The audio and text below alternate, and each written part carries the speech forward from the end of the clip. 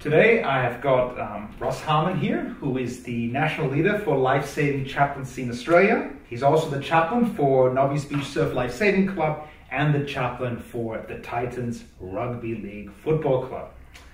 Hello, Russ. Christian.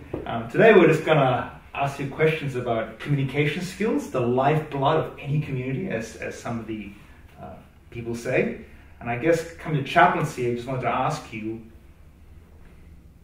in your role, you need to be approachable for people.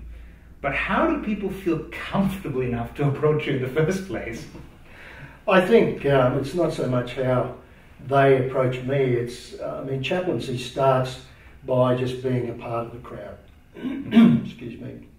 It starts by accepting them. Mm-hmm. I think of a scripture that says, he who would have friends must show himself friendly.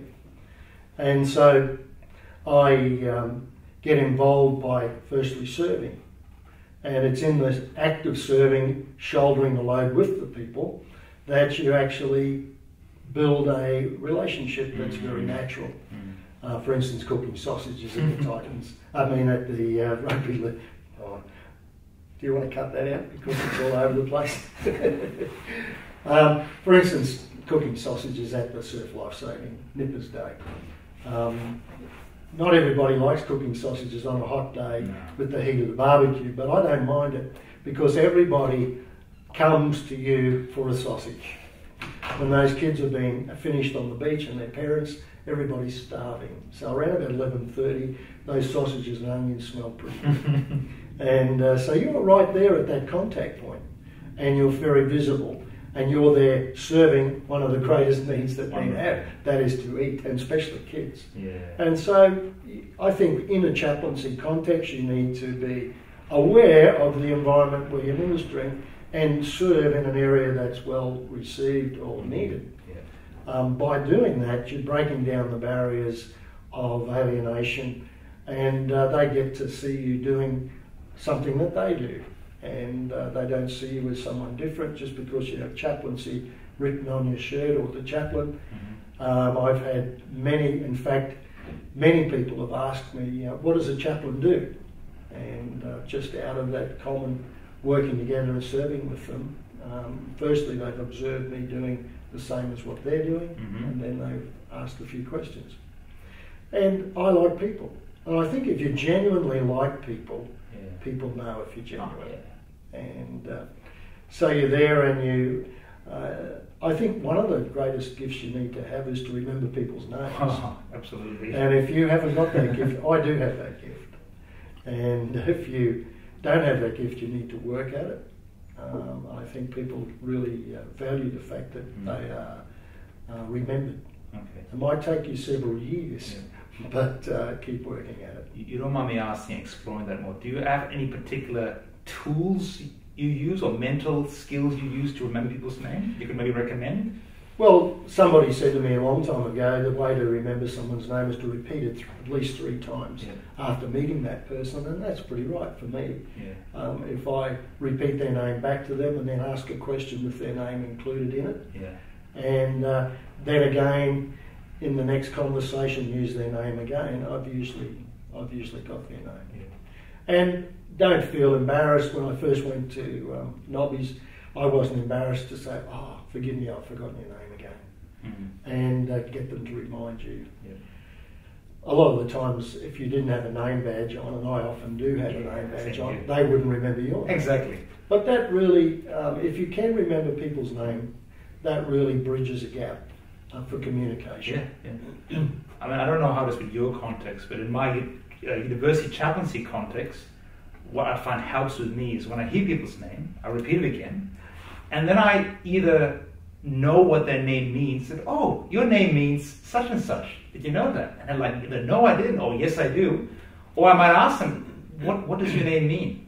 And usually by actually engaging mentally with the name, you're more likely to remember it, but plus it builds that rapport. For example, I met this girl the other day, her name was Sophie, and Sophie in Greek means wisdom.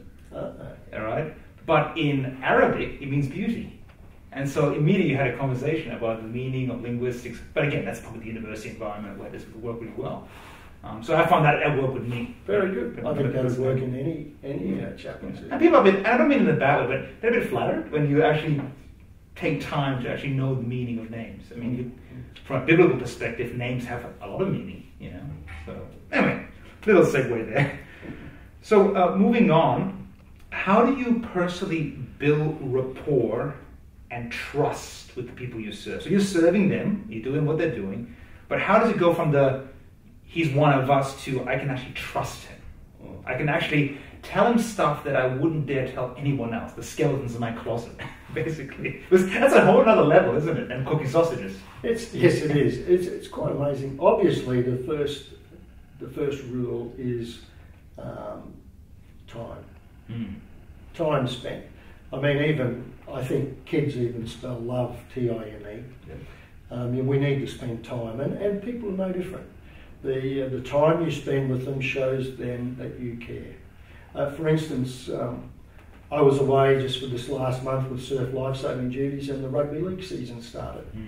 And just this last Monday, I went to the first training session that I could make this year. The first several comments, the first time they saw me was, "Oh, Rev, where have you been?" In other words, they'd missed me. Fantastic. And they were looking, and, "Oh, you with us again this year?" And I said, "Yes, of course." They said, "Oh, great." So that shows that you're accepted, but there needs to come that sort of relationship, but that's only built over a period of time. And turning up consistently, then when you're not there, they miss you. And so time is a great factor. The more you're there, the more you are valued, and the more that they feel like they can trust you. Secondly, I believe in Australia, it's been my experience that Australians have a great respect for the role of a chaplain. I think it comes from the armed services. Yeah. They're used to having chaplains in the Army, the Navy, the Air Force. And there is great acceptability, or acceptance is probably the right word, for chaplains. I believe the statistics are fairly high as far as Australians believing in God, but only about 4 or 5% believe in church. But they do accept chaplaincy. And I think that there is a time, right at present, where I believe God is breathing on the role of a chaplain, because we need the people in churches to be about those given communities being Christ in a sense, or being Christian representatives in those midst. So yes, chaplaincy. Secondly, that's a very important thing. Okay. As far as building rapport and people trusting you, do you find that word of mouth recommendations by people who've already seen you and have trusted you helps? That they say, "Hey, I reckon you should talk to Chappie here because he's really great. I talked to him the other day." Does that play a big role? Yes, it does. And the more you, even if the players see you, if it's on a rugby league field, if they see you talking to somebody or going for a coffee with them, they realise that their mate is confiding in me, even though their mate might not tell them the issues or volunteer them that information to them.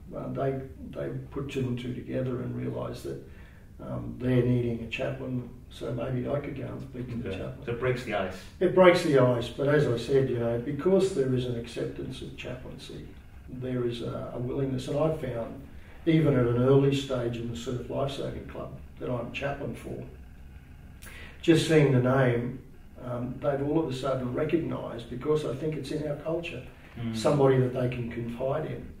And I was quite amazed at some of the conversations that I engaged with some of those mature aged surf lifesavers, those that had children in their 20s that started to open up about situations and circumstances. So the very name chaplain engendered a trust already, but that's not always the case, of course. No, of course, but it's good. It's good to know. And finally, when someone actually has the guts to come up and talk with you, it's a big step for them. How do you, is there any way that you can facilitate them to open up? I mean, you can't pry them open, they have to choose to open up, but is there some things that you as a chaplain can do to facilitate them opening up while in conversation with you? Yes, there is. Again, I'll use the NRL scene as an example.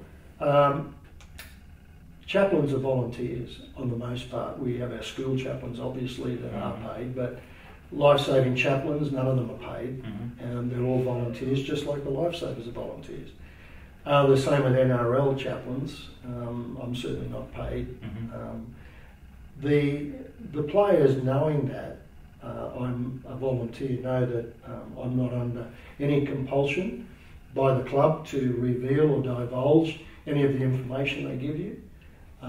So I always make sure they know that.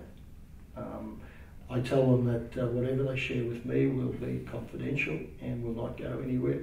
And chaplains need to guard that, like Fort Knox. They need to make sure that they have integrity with private information, because your whole chaplaincy will go down the chute if you divulge personal information. That's certainly not professional at all. So really, you let them know that what's shared is confidential, just between the two of us, and then I guess it's the test of time, and that reinforces what you said, and word spreads. Yeah. So it's definitely a grassroots thing. It doesn't happen overnight. It takes time to develop. Just with that confidentiality clause, if I may call it, and you tell them that obviously this is going to be confidential, do you give them any upfront exceptional clause? And the reason I ask is, in my chaplaincy at university, I do that because I say, look, everything's confidential. The only exception is if I'm a professional opinion feel you will harm yourself or harm someone else or commit a crime, then I cannot guarantee confidentiality. And I let them know this beforehand so they can choose whether they still want to open up or not, because we've had situations where a girl was suicidal and we had to pass on the information or she would have taken her life. Yeah. She wasn't appreciative that I divulged information, but in hindsight she is, and I did the wedding for them and everything, but you know what I'm saying? At the time it was tricky. No, I agree. That's exactly right. I do the same. Okay. Especially if someone is depressed and you know they're depressed and they start to divulge stuff that I believe would be harmful to them, I say, look, stop right there. I need to say before you go any further if you're going to tell me stuff that... The same with if they're breaking the law. That's right. Okay. No worries. Well, thanks again. It's been very, very informative and eye-opening. Appreciate it. Thank you, Russ. Pleasure. Can I just give an abbreviation?